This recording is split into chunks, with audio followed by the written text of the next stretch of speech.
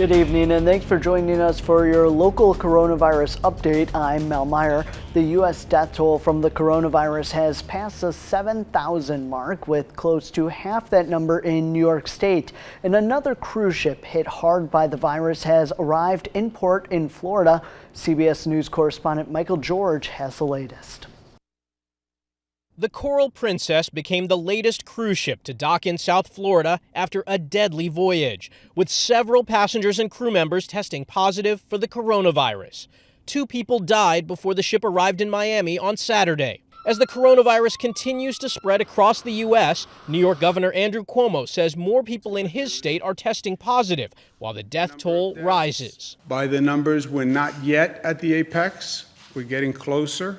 Cuomo says New York is receiving 1,000 desperately needed ventilators from China and more than 100 from Oregon. President Trump says the federal government is distributing supplies where they're most needed, while acknowledging the destructiveness of the coronavirus. We will move heaven and earth to safeguard our great American citizens. On Friday, the president announced revised CDC guidelines urging all Americans to wear a cloth mask in public, although he said he wouldn't be wearing one himself. Putting a mask on yourself is more to prevent you from infecting someone else. Here's how you can make your own face covering in a few easy steps. U.S. Surgeon General Jerome Adams made this video demonstrating how to make a cloth mask from items found around the house. It's that easy.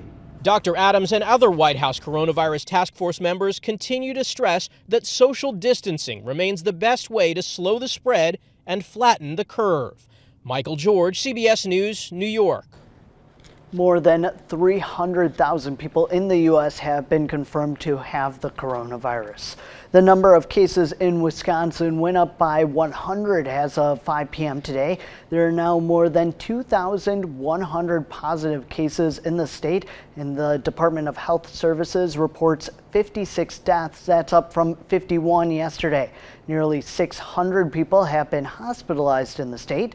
That's about 28% of the positive cases. 2 more cases are being reported in La Crosse County for a total of 22. 14 have recovered. Crawford and Monroe counties both reported 2 more confirmed cases today. In Minnesota, there are more than 800 confirmed cases now being reported. There are 13 cases in Winona County. 2 of those individuals have died. There are still no positive cases in Houston County. A total of 24 people have died in the state, up 2 from yesterday, and nearly 800 positive cases are being reported in Iowa and 14 deaths. 16 cases are reported in Alamakee County and 4 cases in Winneshiek County. She was among the first few cases in La Crosse County and is now sharing her story of battling COVID-19. Now that Katie Drury has recovered, she's hoping others will learn from her experience and help to stop the spread. Before there were any confirmed cases in the county, Katie Drury was studying up on the new disease. As a healthcare worker, she wanted to learn more to educate herself and others, especially since there is no vaccine or cure. I felt it was really important to understand it the best that I could. Still, she didn't immediately know that she was sick with it. I was able to easily equate my symptoms to just common things. On March 17th, she had a very slight cough. By March 20th, she had some body aches. Drury thought the added stress on top of some pre-existing conditions was behind it. I just chalked it up to that. During this time, she was alerted that she may have been exposed to a case in the county. Then she got a raging sinus infection, or so she thought. Drury took medication, but nothing worked. Knowing that I was having some symptoms that just were a little unusual, I thought I'd reach out to my doctor. She was told to go to a drive-up testing site. It was less than 24 hours later that I received the call that I was positive for COVID-19. She had to stay away from her family with her own room and bathroom for 10 days.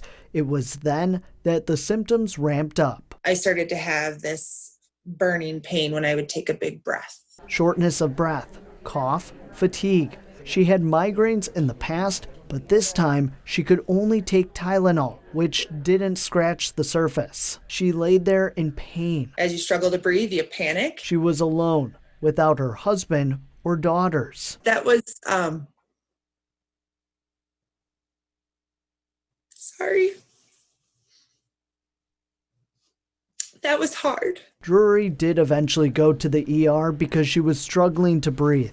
Her husband was not allowed to come with. The hall was empty. There was nobody in the halls. When staff would come to check in on her, she could hear them outside the door. Could hear them getting ready, putting on all their gear. You know, there's lots of layers to what they have to wear. Katie is one of the lucky ones. She was able to head home from the hospital. I actually took a picture of my nurse and I on the way out. Now having recovered, she's sharing her motto with others. Now's the time for we, not me, meaning get educated about the symptoms, how it spreads, and the potential risks. It's time that we work together to protect one another. You know, there's no other way. There's no other way. She still has to be isolated in her house, but can be around her family. Next week, Drury will be able to go out in public. She says she's really looking forward to going for little walks as she gets her energy back up. There are some upcoming blood drives in our area. The Concordia Ballroom is hosting one next Thursday. There's another one next Friday at First Free Church, and Bethel Lutheran Church will be holding one on Monday, April 13th. To schedule an appointment, you can visit redcrossblood.org/give. Residents at the Burns Valley Apartments in Winona have been practicing social distancing, but it hasn't been easy being away from one another. So they've come up with a new way to spend time together. They're singing to some of their favorite tunes right from their balconies. It's a chance for them to connect, create special memories, and make sure everyone is doing okay during these hard times. We like to let everybody know that, hey, we are here, we're going to fight it, we're all going to be okay. Everybody do what they're supposed to do, and we're going to be fine. They even sang patriotic songs and waved American flags, a reminder that our country is stronger together.